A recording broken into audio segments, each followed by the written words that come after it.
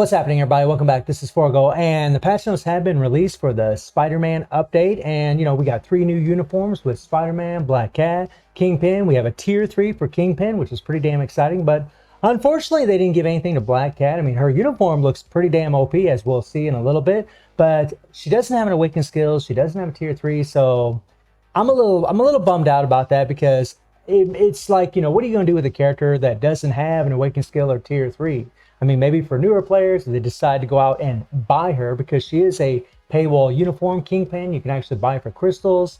We'll see, guys. I mean, I'm pretty sure they're going to do like what they did with White Fox, or maybe in the next patch, the mid-month patch, maybe they'll queue up a little awakened skill for her. I'm not really sure, but whenever you take a look at this girl's kit, yeah, they're definitely prepping her for an awakened skill. She's going to get something in the future. You can pretty much bet on it. And this is going to be the only time that you're going to be able to get this character. But unfortunately, she is a paywall. But there's also a lot of quality of life changes in this update. Actually, overall, this update looks pretty damn awesome. I mean, the only thing that really sours it a little bit is the fact that so far, Black Cat doesn't have any kind of awakened skill or tier 3, and that she's a paywall. That's really the only sour thing about it. But everything else looks pretty awesome. Okay, it looks pretty damn cool. I mean, we got lots of sweet quality of life changes as far as what's going to be happening with Dimension Rift and Alliance Battle, and we'll talk about all that. So let's scroll down here and let's take a look at Spider-Man. So we got a synergy uniform, pretty much what we all expected. We got the black uniform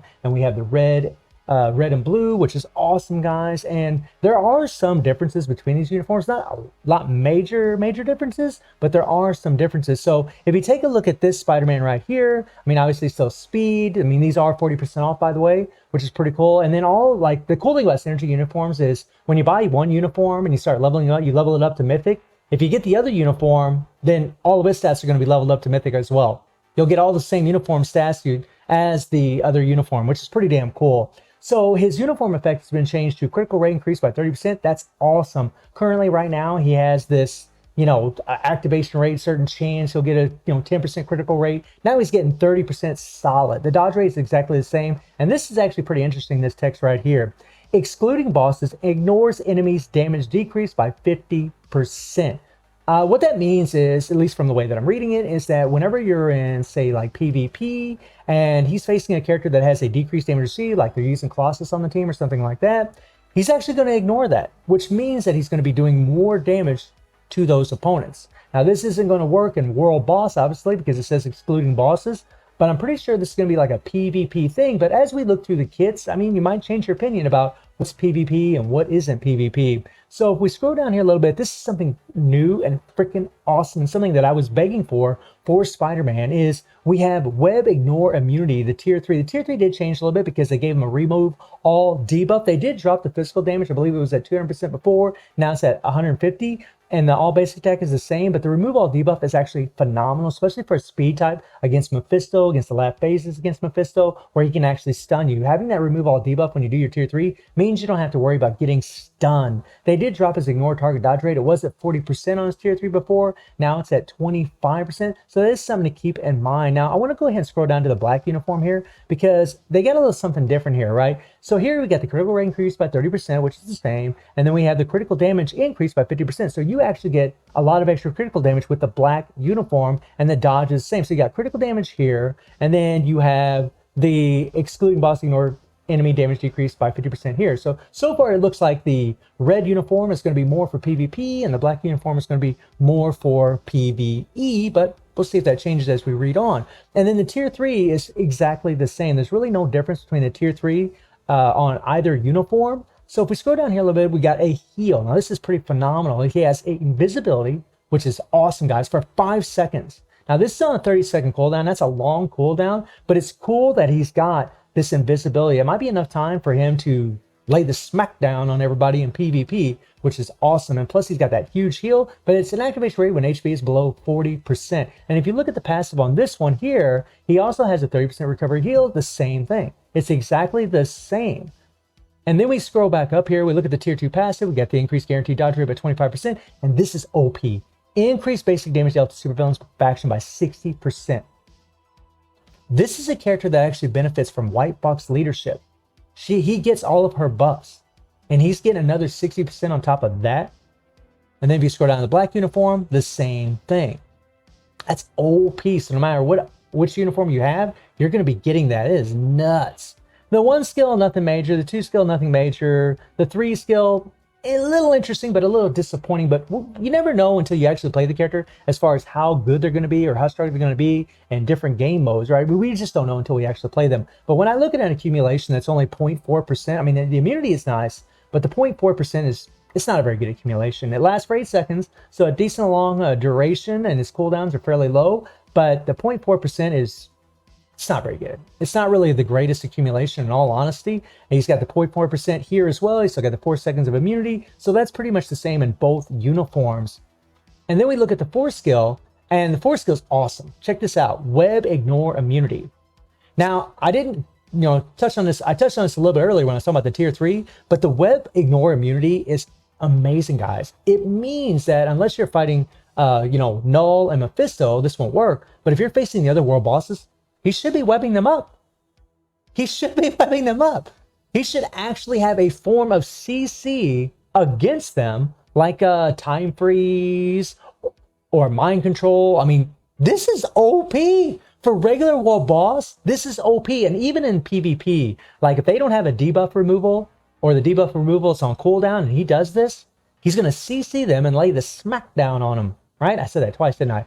That is insane. And he's got a 20% recovery heal here, as well as his 30% recovery heal from his passive. He also has penetrate everything for 5 seconds on the 4 skill, right? He also has a remove all debuff. So again, this looks more and more like PvP. The remove all debuff actually can come in very, very handy in PvE as well, especially like when Mephisto in the last phase is trying to stun you. That's a really great time. Or you're trying to take less damage from poison, things like that. It's really good. And then you have the ignore iframe for 5 seconds. This is why I think the red uniform is probably going to be more PvP oriented, because he has ignore iframe, he's got remove all debuff, he's got all the penetration, he has double heal. It's pretty OP, guys. I mean, and then this here, the extreme boss ignore enemy damage decrease by 50%. I mean, Spidey might become a meta in PvP. I don't know if he will or not, but it looks strong. He looks very, very strong. And then you go down to the 4 skill on the black uniform, and he doesn't have it, but what he does have is increase all basic attack by 30%. So you got a damage buff right here. He does have remove all debuff. That is amazing. And he also has a heal here, but he doesn't have the ignore iframe. He's got time freezing, but time freezing, I mean, ignore iframe is a lot better for PvP than time freezing, because if they have a remove all debuff, they're going, or debuff removal, they're going to remove the time freeze whenever it's off cooldown. So the red uniform looks like it's going to be more PvP oriented, and the black uniform definitely looks like it's going to be more PvE oriented, which is pretty sick, guys. It's pretty sick. And then when you look at the 5th skill, he's got a guard. I mean, guard for 20 hits. I mean, it's a lot of hits. I'll give it that. That's a lot of hits. It might come in handy, but I mean, once a character does 20 hits to you, this is going to be gone. But he does get a nice damage proc by 100% for 1 attack on the skill, and you can move it around, which is pretty damn cool. And on his black uniform, he's still got the damage proc, which is awesome. He's still got the guard, and you can also still move it around. It's about a 9-second cooldown, so it's not too long. It's not super long, but I wish it was a little bit shorter. But, I mean, Spider-Man is looking pretty OP. He's looking pretty damn OP. I mean, I'm pretty much thinking this is going to be the PvE uniform, and this is going to be the PvP uniform. I actually wish that was reversed, because I'd rather play in the red uniform. But black is my favorite color, so, it's still pretty cool.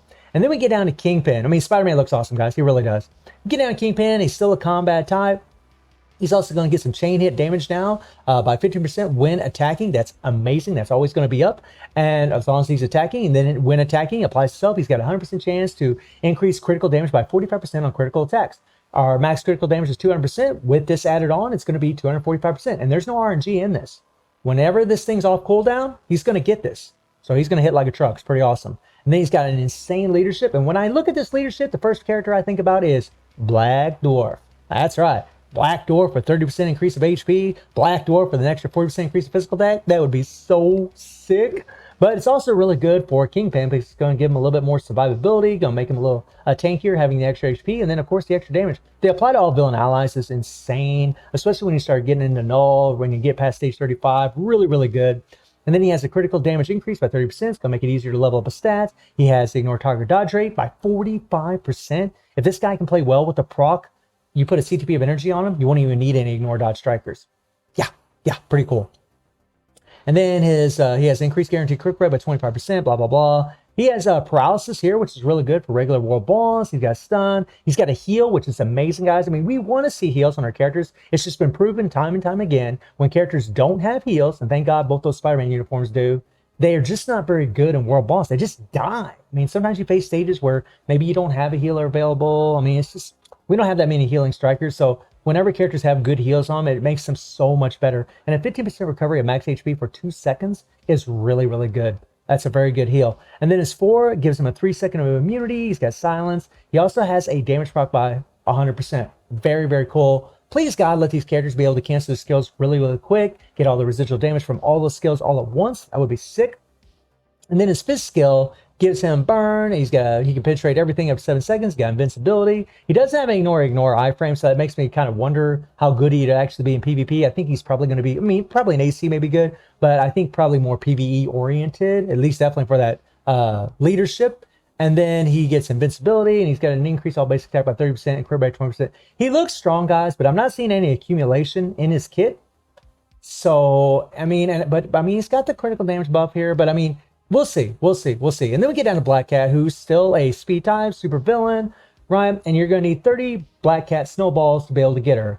And yeah, I mean, you're going to have to buy some purchases in order to get some of these things. You'll get some free, but I don't think they're going to give you 30 of them for free. You're probably going to have to make some purchases in order to buy her. But she does get a critical damage increase by 30%, make it easier to level up. The chain hit damage by 20% is insane when attacking.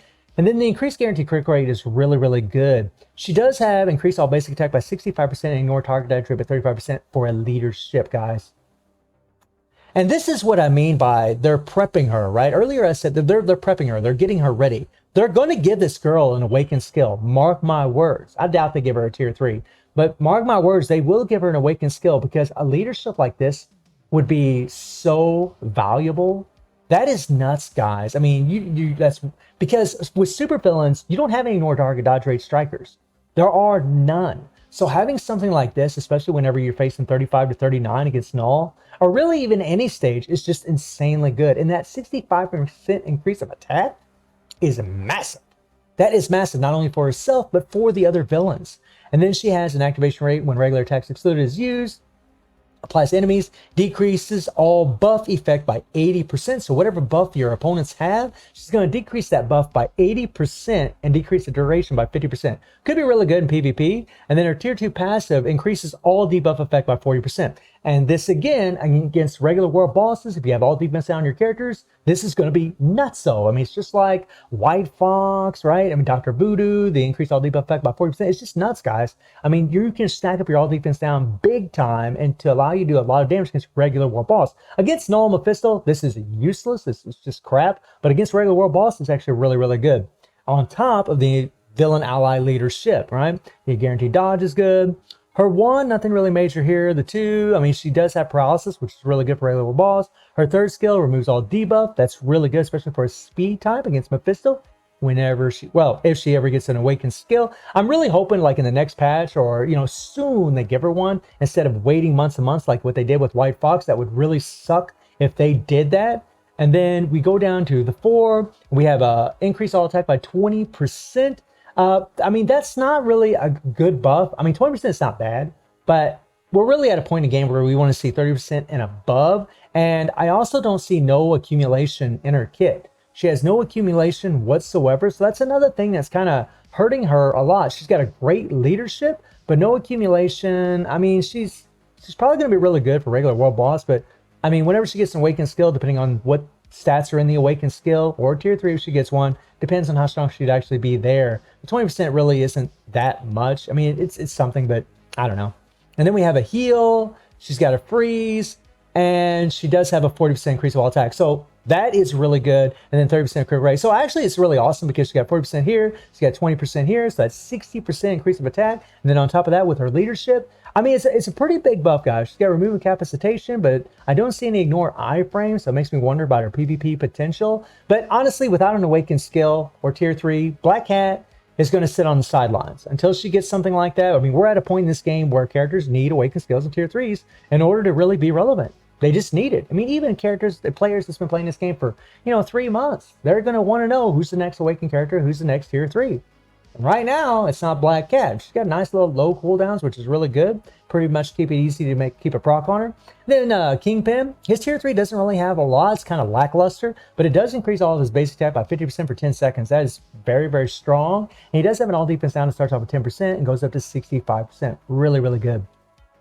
Then we get some quality of life changes. Well, not quality of life, but we get some additions to dispatch mission. We're going to get sector 11 and 12, which is actually pretty cool. You know, these are very, very challenging. And the thing I like about dispatch mission is once you clear it once, you can just auto clear it and get all the rewards. You can just let it go and get a bunch of rewards from it. So I actually am really fine with this, and I love it. But as you guys can see, you know, Sector 11 and 12, you get CTP Awaken, Ice Away, Premium Card, Odin Blessing, and others. Sector 11 and 12 main supply rewards, Celestial Essence. So that's, I mean, it's all right. You know, it's not bad.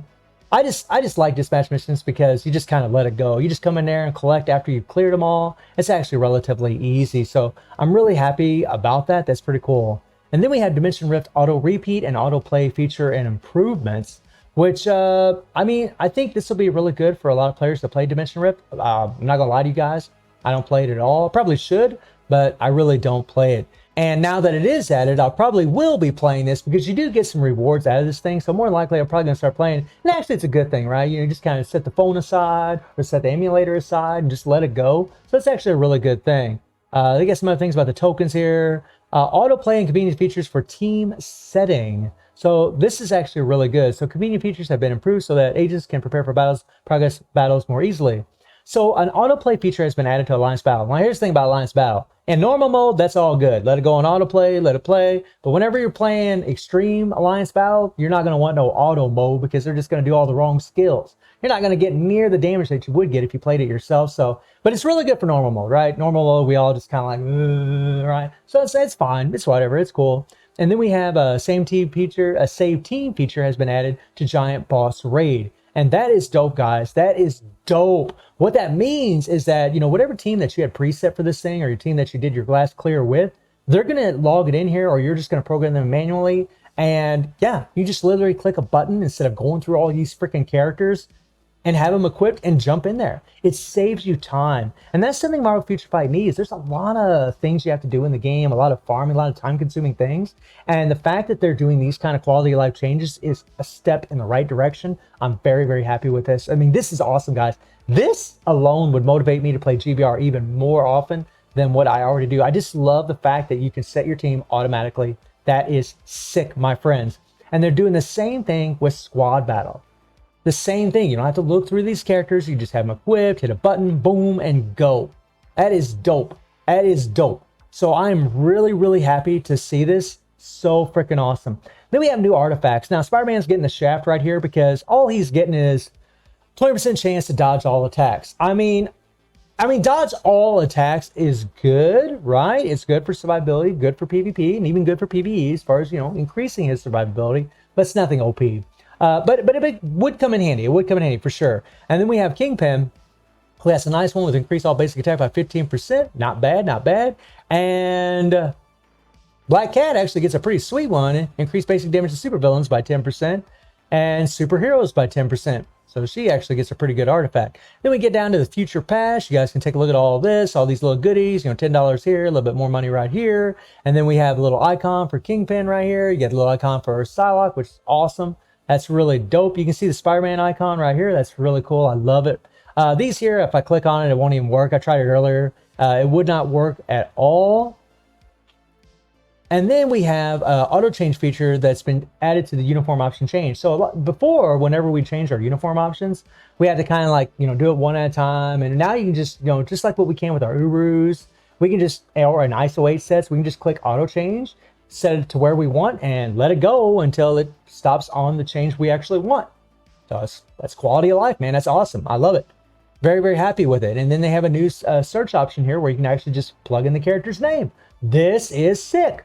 This is wonderful. I'm so happy they did this. This will actually save a lot of time when you have over 240 characters in the game, right? This is so nice, man. Huge quality of life change. I'm very, very happy with this. Very, very cool. Loving the living hell out of it. So sick. And then they got some extreme boost ISO, boost obelisk, and 6-star comic cards can now be used to upgrade agent badge if that's something you're interested in. Auto repeat stop pop-up screen has been improved to show up when failing to clear a stage. And then they got some improvements here. Let me see here.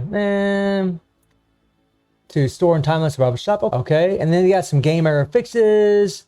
I think so. Nothing really too important here, but I mean, all in all, this is a really good update. It's a pretty damn sick looking update. I mean, really the only thing, like I said earlier, the only thing that really puts a sour taste in my mouth a little bit is the fact that Black Cat is not getting an Awakened Skiller Tier 3. It's like, they want you to spend a little money on the uniform, but they're not giving an Awakened Skill Tier 3. So you take that gamble as to whether or not she'll get one in the future, but she will get one.